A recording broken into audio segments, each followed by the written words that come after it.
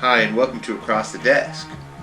Something interesting happened at the Capitol last week, where there was an event, and then there was a photo op, and then there was some shouting and finger pointing, and that's what the drama is going to be about this week, here on Across the Desk.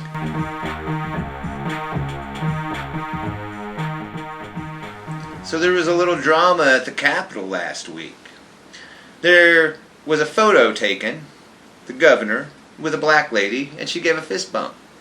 Well, after the photo was taken, the staffer of the governor tracks her down and tells her just how disrespectful that was. And then so does the governor trolling behind. That was so disrespectful, do that fist bump in a photo with me.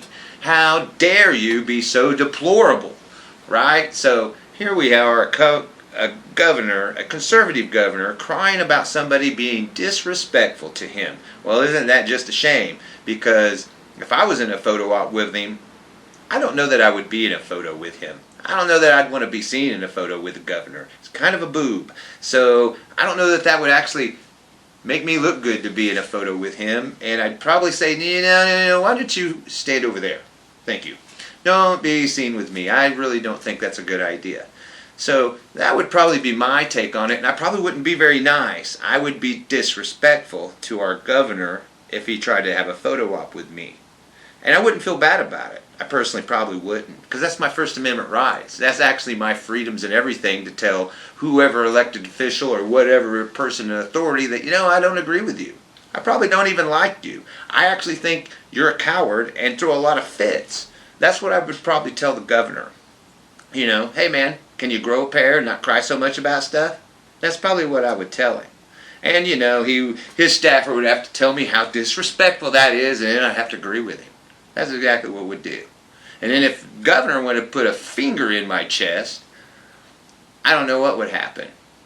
I think that would be considered a threat to my safety, and I would probably back away from the governor and think that that man was crazy.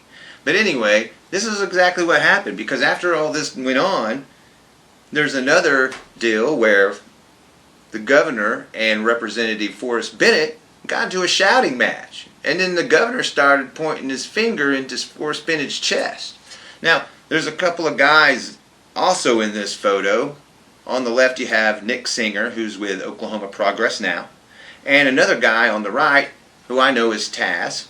And he was or might still be, the vice chair of the Young Democrats of America. And he's also a Muslim activist as well, Oklahoman, really nice guy, and he's a friend of mine as well, and he was there. And I tried to get a hold of these guys, because this all happened really quickly. This has all been within just the last 36 hours. Anyway, I got some statements. No one was really available. I got some more information so that I could do this show. Maybe some more will come later. And especially, I'm sure Nick Singer will probably want to talk about it on his Oklahoma Progress Now show that he does. He's got a little podcast that he does. And it's actually pretty decent. So if you could check that out, he probably will be mentioning something about that. And if you watch this show, you've probably already seen some Facebook posts about it already. Well, anyway, this is so typical of our governor, throwing fits like this. He just can't stand it when anybody disagrees with him, miffs him, anything like that. So this is so typical. It's kind of like Kevin Stitt with the Native American tribes. Same thing. That flyover they wanted to do on Highway 9 going off of I-35 to help WinStar Casino down by the river over there, to get an off-ramp going. And the weird deal was, I did a show on that. I even talked about it before on another show where they were going to put this off-ramp in. It's going to be covered with federal dollars and native tribe money. No state money is going to go to this project, but you know what Kevin Stitt did? He put it on hold. He made it stop the project, even though there's no state money in it. But you know why he did it? Well, because the Indian tribes kind of stuck it to him a little. You see, he didn't get his rate increase he wanted, lost a third of the state, and spent $2 million defending his losing butt on the whole deal. I like to call it Stitt's last stand, because it's similar to Custer's last stand, except instead of 2 tribes, Stitt takes on all 35 of them. And it works out about as well as you think it would, taking on 35 tribes instead of 2, like Custer did. And that's what you get. So after he got his butt handed to him, well, now he's after the tribes, just taking it to him as much as he can, because Stitt, he throws fits. See? And that's kind of what we got here. Same thing right here.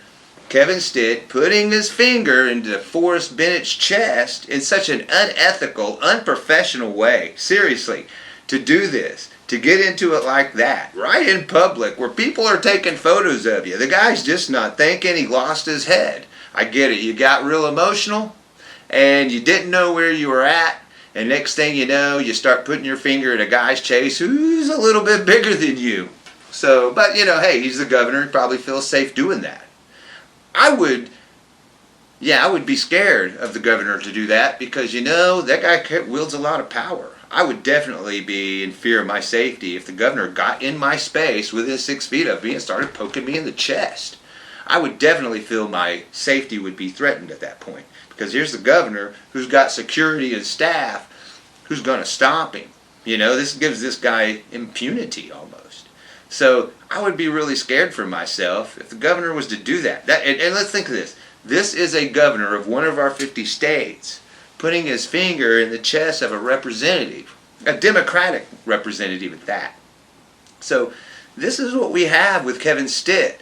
Governor Kevin Stitt throwing fits like he always does, getting really mad about a photo op with a fist pump, and then going after people for it. And then just really looking like a big baby in front of everybody while these events are going on at the Capitol over the whole deal. And what's up with his staffer chasing this woman down and saying how disrespectful you are? Does this guy not see what's going on in the world today with conservatism and how disrespectful those people are?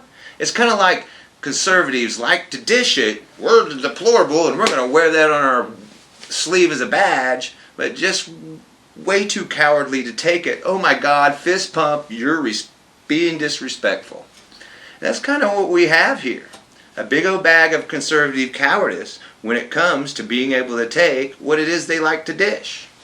So you can't express yourself freely in a photo with a governor. You know, the governor, yeah, like I said, if the governor wants a photo with me, he just better expect it. Not only that, the governor's not going to have a photo with me. Not this governor. I'm not going to get in a photo with crybaby Stitt and look bad for doing it. There's no way I'm going to be seen in the same photo with that guy. I don't think he's that good of a governor. I think he's totally corrupt. He's a buddy guy who gives his buddies Epic, his buddies at Swadley's, his buddies with the oil and gas industry, and his buddies with a private school and Christian schools that are private, giving those buddies all the money that we're paying in on taxes. That's what Governor Stitt's been doing with our money, giving it away to his buddies who supports his campaign. Because see, Kevin Stitt, this is all about power to him and control. And that's what it's all about for Kevin Stitt. See, he wants to control it all. He wants to control your reaction. He wants to control everything you do. He wants to control what you say. He wants to control what you read. He wants to control who you worship. And that's what Kevin Stitt is all about. And if you don't do it, Kevin Stitt throws a big fit, like a crybaby, goes on his back, whines and kicks and moans and groans about it, and then sends his staffers after you. That is the level of governance we get from our governor. It's the level of conservative cowardice that we see almost every day with conservatives. Here he is, so disrespected that he's got to go after people. He's got to go after this lady. He's got to go after Representative Forrest Bennett. And I really don't know exactly what went on and what was yelled at and what was said. I haven't got a real clear picture of all that. Like I said, this is pretty fresh news. Maybe we'll get to hear some more later. Maybe Representative Forrest Bennett will get out there and say something. I'll guarantee you where you won't hear it. You won't hear it on our network news stations here in this town, or anywhere really, that are controlled by conservative families and conservative groups. They'll bury this. It'll never see the light of day. So if you're going to see this, you're going to see it on the show like this. You're probably going to see it on Nick Singer's podcast he does with Oklahoma Progress Now. I hope so. I hope he does, and I hope we get this out there. I hope more people do. Mark Falk does a show. Red State Radio, Red State Revolt. Man, it'd be great to see him do something on this too.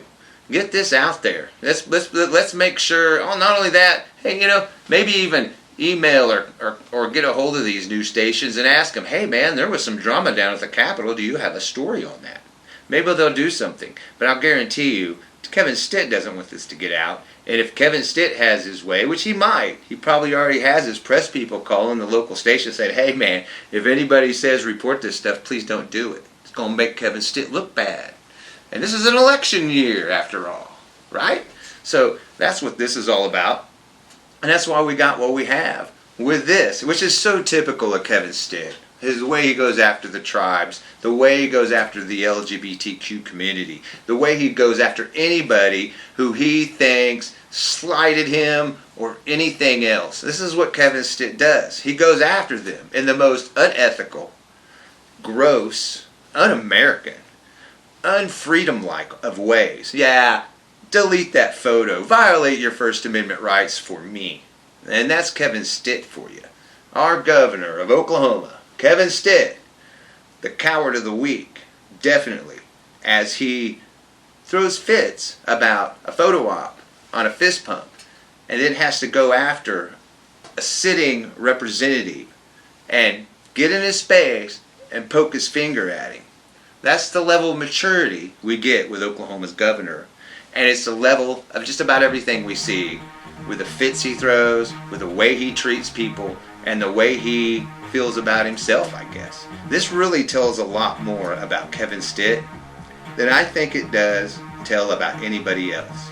It tells you what level of maturity we have in a governor that we have. It tells you about the level of professionalism he has, which is very seriously lacking. Well, this is Across the Desk with Kit Fairchild, and we'll see you next week.